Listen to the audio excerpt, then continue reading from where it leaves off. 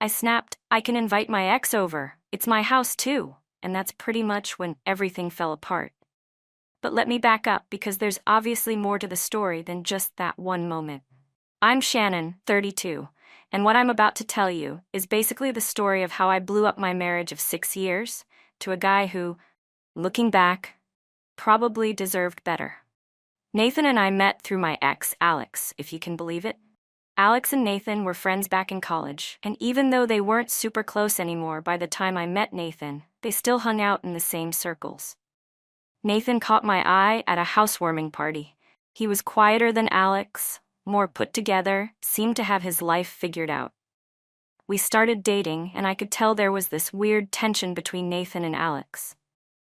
Nathan never said anything directly, but I'm not stupid. I know it's awkward when a guy dates his friend's ex. Like there's this unspoken, sloppy seconds thing happening. But whatever, Alex and I were done, and Nathan seemed like the better option anyway. He had this stable job in cybersecurity, something with computers. I never really understood the details. And he was responsible in ways Alex never was. Fast forward, we got married after dating for 2 years. The first few years were good, I guess. Nathan got promoted a couple times, we bought a small house in a decent neighborhood, and everything seemed to be going according to plan. I was working at this insurance office, nothing exciting, but it paid the bills on my end. Nathan was making most of our money with his tech job, which meant longer hours and more stress for him. He'd come home, eat dinner, then disappear into his office to decompress with his video games or whatever he did in there. I started feeling lonely, bored even, like we were just roommates who occasionally slept together. That's when Alex popped back into my Facebook messages. Just casual at first. "Hey stranger, how's life treating you?" I responded because, why not? We started chatting more regularly, and it was nice having someone to talk to who wasn't buried in computer code all day. I didn't tell Nathan about these conversations. Not because there was anything wrong with them, but because I knew he'd get all weird about it, given their history. What started as occasional coffee turned into regular happy hours, lunch dates, and constant texting. I'd find myself reaching for my phone first thing in the morning, hoping to see his name on my screen. When Nathan would ask who I was texting, I'd lie and say it was Tara, or my mom, or someone from work. Alex remembered things about me that Nathan seemed to have forgotten. How I take my coffee, which wines I like, stories about my childhood that I'd told years ago. He'd send me songs that reminded him of me and ask my opinion on things like he actually valued what I had to say. I couldn't remember the last time Nathan had asked my opinion on anything that mattered. I started comparing them constantly. Nathan had gotten so comfortable in our marriage, the same routines, the same conversations, the same boring weekends. Meanwhile, Alex was still hot. Like, legitimately hot. Tall, worked out regularly, that confident smile that still gave me butterflies. And Alex noticed me. The way I'd done my hair, if I wore a new outfit when I changed my perfume.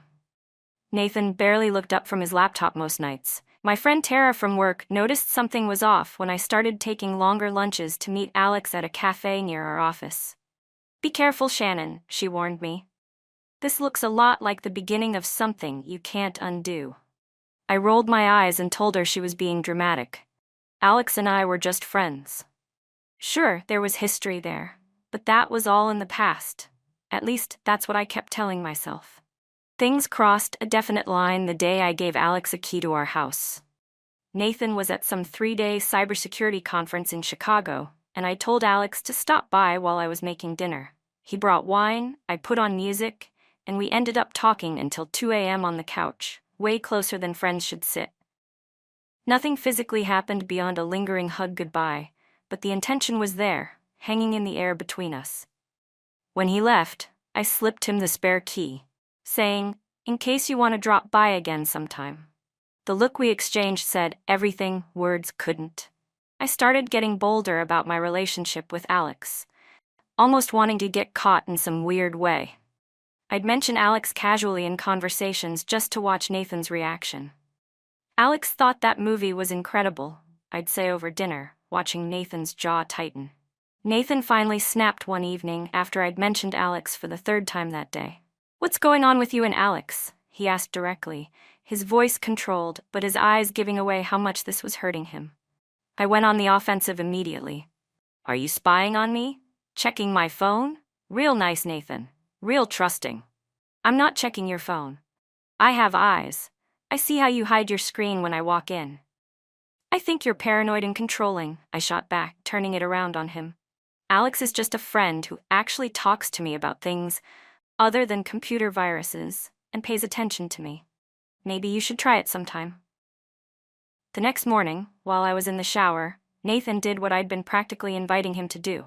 He looked at my phone. When I came out wrapped in a towel, he was sitting on the bed, my phone in his hand, looking devastated. Miss your touch? Can't stop thinking about last night? What exactly am I supposed to think this means, Shannon? His voice was eerily calm. I snatched the phone away. Those are just words. We're flirty. It doesn't mean anything. You gave him a key to our house. It wasn't a question. I froze, realizing he must have seen that text too. For emergencies, I lied weakly. What emergency would your ex-boyfriend possibly need to handle at our house? The hurt in his voice was giving way to anger now. I want the key back, and I want whatever this is to stop. Now. Today. Or we're done. I wasn't ready for an ultimatum, so I agreed, promising to cut things off with Alex to get the key back to work on us. Nathan wanted to believe me so badly that he did, or at least pretended to. I did text Alex that we needed to cool things down for a while, but I was vague about why, leaving the door open. I told him Nathan was being insecure and we should be more careful. Not ending things, just adjusting our approach. Nathan really tried after that confrontation. He started coming home earlier, planned a weekend trip to the coast, even suggested couples therapy. His efforts only made me feel more trapped and guilty, which in turn made me resent him more. The texts between Alex and me never really stopped, we just got more careful. I bought a second phone, cheap and prepaid, that I kept in my desk drawer at work. The breaking point came about a month after Nathan's ultimatum. He'd been genuinely trying to save our marriage, coming home early when he could, planning date nights, really listening when I talked. Meanwhile, I was still messaging Alex behind his back, though less frequently. One Tuesday, Nathan called around 2 p.m. saying he'd be home early, wanted to cook dinner together. I panicked because I'd already invited Alex to come by after work, assuming Nathan would be late as usual. Instead of just canceling with Alex, I started spinning this elaborate lie about having to work late myself. Then, as luck would have it, Nathan's meeting got rescheduled and he texted that he'd be working late after all. I felt this rush of relief and immediately texted Alex that we were back on. Alex came over around 6:30. We opened wine, ordered takeout, and sat too close on the couch watching some movie neither of us was really paying attention to. His arm was around me, my head on his shoulder, positions that couldn't be explained away as just friendly by any stretch. And then the garage door opened. Nathan walked in, took in the scene, takeout containers on the coffee table, wine glasses half empty, Alex's jacket thrown over a chair, and the look on his face shifted from confusion to realization to absolute devastation in about 3 seconds. "What is this?" he asked, his voice deadly quiet. "We were just watching a movie," I said weakly, knowing how pathetic it sounded. "In my house, on my couch, with my wife." "Look, man, it's not what it looks like," Alex started, using the most cliché line possible. "It looks like you're getting cozy with my wife in my living room while I'm supposed to be at work." Nathan replied, his calm more frightening than if he'd yelled. I jumped in, desperate to control the situation. "Nathan, you're overreacting. Alex and I are friends. We're allowed to hang out." "Friends," he repeated, voice hollow.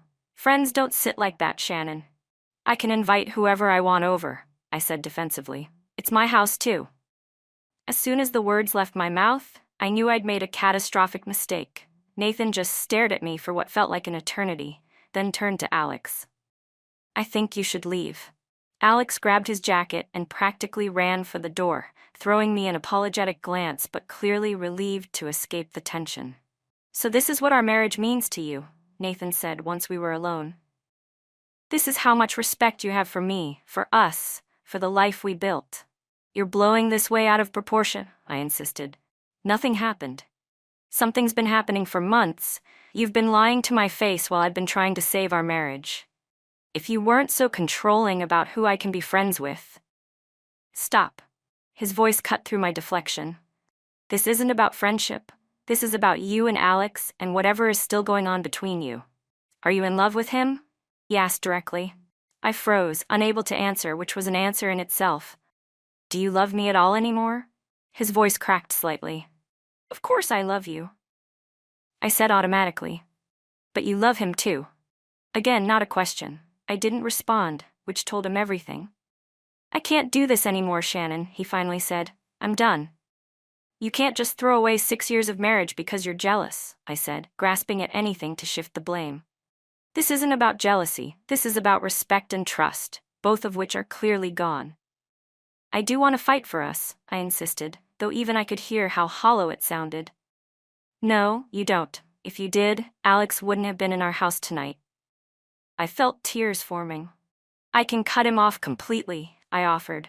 I'll block his number, delete him from Facebook, whatever you want. That's the problem right there, Nathan said quietly. It would be whatever I want, not what you want. You'd resent me for it, and we'd end up right back here eventually. I love you both, I blurted out, immediately regretting how it sounded. I mean, it's different. What I feel for Alex is different from what I feel for you. Nathan's expression hardened. And that's supposed to make me feel better? That you've got different categories of love, and I'm what? The stable, boring one while he's the exciting one? Why can't I just love both of you? I said desperately. Is that really so wrong? I think you should leave, Nathan finally said, his voice unnervingly steady. What? You're kicking me out of my own house? I was incredulous. Our house. And yes, I think you should go. Stay with a friend, stay with your parents, stay with Alex for all I care, but I can't look at you right now without seeing him too. I'm not going anywhere. You can't just throw me out because you're jealous. Nathan's calm finally broke. This isn't about jealousy, he shouted. This is about you bringing another man into our home behind my back after I explicitly asked you not to see him anymore. This is about you betraying every promise you ever made to me. Fine, I said eventually. I'll go, but only because I don't want to be somewhere I'm not wanted. I stormed upstairs and threw some clothes and toiletries into a bag. When I came back downstairs, Nathan was sitting on the couch, head in his hands. He didn't look up as I grabbed my purse and keys. I expected Alex to welcome me with open arms when I showed up at his door with tears streaking my makeup and a hastily packed overnight bag. Instead, he looked surprised and more than a little uncomfortable. Shannon, what happened? He asked, not immediately inviting me in like I'd anticipated. Nathan kicked me out, I said, my voice cracking. He came home and saw us together and completely lost it. Alex's expression shifted from surprise to something like wariness. And you came here? He hesitated before stepping aside to let me in. Can I stay here tonight? I asked, setting my bag down. Just until I figure things out. Yeah, of course, he replied, though he didn't sound entirely convinced. You can take the bed, I'll sleep on the couch. That wasn't the response I'd expected either. In my mind, this moment, being free from Nathan, finally able to be with Alex openly, was supposed to be romantic, passionate. Instead, it felt awkward and forced. I thought you'd be happy about this, I said, unable to keep the hurt from my voice. We've been talking about being together for months. Talking about it, yeah, he agreed cautiously. But I didn't think it would happen like this. I didn't think you'd actually leave him. What are you saying? Alex ran a hand through his hair, looking uncomfortable. Shannon, I like you. I've always liked you, but I thought we were just having fun, you know? I didn't think you'd blow up your marriage over it. Just having fun? I repeated, my voice rising. We've been texting constantly for months. You've been telling me how much you miss me, how we should have never broken up. I know, he said, holding his hands up defensively. And I meant it in the moment. But there's a big difference between flirting with a married woman and actually having her show up at your door expecting to move in. I felt like I was going to be sick. So all of this, all the messages, the meetups, everything, that was just you having fun? Just a game to you? It wasn't a game, he insisted. But it wasn't. This. I never asked you to leave Nathan. I sat down hard on his couch, the reality of my situation crashing down on me. I'd blown up my marriage for a fantasy that never existed. The next few months were a blur of hotel rooms, desperate apartment hunting, and the cold reality of starting over at 32. Nathan and I communicated only through text, arranging times when I could come by the house to pick up more of my things while he was at work. I found a small one-bedroom apartment that I could barely afford on my insurance office salary. Without Nathan's income, I was suddenly facing financial realities I hadn't considered. Our joint accounts were frozen pending legal discussions, and I had to dip into my meager personal savings just to cover the security deposit. Alex had completely ghosted me after I left his place. No calls, no texts, nothing. My pride kept me from pushing further. I'd already humiliated myself enough. I tried reaching out to Nathan once, asking if we could meet for coffee to talk. We met at a cafe halfway between his temporary rental and my apartment. He looked good, like he'd been working out more, sleeping better. Nathan, I wanted to say I'm sorry for everything. For Alex, for lying, for all of it. He nodded, his expression unreadable. I appreciate that. I made a huge mistake, I continued. I threw away everything good in my life for some stupid fantasy that wasn't even real. What happened with Alex? He finally asked. I laughed bitterly. Nothing happened with Alex. He didn't want a relationship. Just the thrill of sneaking around. The minute I showed up at his door, actually available, he couldn't get rid of me fast enough. Do you think, is there any chance at all that we could try again? I know I don't deserve it, but I still love you, Nathan. The look he gave me was a mixture of pity and resolve. I think you love the idea of me, Shannon. The stability, the comfort, the life we had. But if you really loved me specifically, not just what I provided, you wouldn't have done what you did. I couldn't argue with that logic as much as I wanted to. People make mistakes, even horrible ones. They do, he agreed, and sometimes those mistakes have permanent consequences. I can forgive you, Shannon, but I can't forget. And I can't go back to not knowing what I know now, that when things got hard, you looked elsewhere instead of toward me. The divorce was finalized 3 months later. Nathan moved to Seattle for a new job opportunity, and just like that, 6 years of marriage evaporated into occasional social media updates and a box of wedding photos I couldn't bring myself to look at or throw away. Alex popped back into my messages about 6 months after everything fell apart, acting like nothing had happened. Hey stranger, how's life treating you? The exact same opener he'd used when he'd first messaged me and started this whole disaster. I blocked his number without responding. The last I heard, Nathan was engaged to a software engineer he met in Seattle. When Tara showed me their announcement photo, I felt a complicated mix of emotions. Sadness for what I'd lost, but also a genuine hope that he'd found someone who could appreciate him in all the ways I'd failed to. He deserved that happiness. As for me, I'm still figuring things out, still learning to sit with my mistakes without letting them define me. But for the first time in a long time, I'm being honest. With myself and with others. It's not much, but it's a start.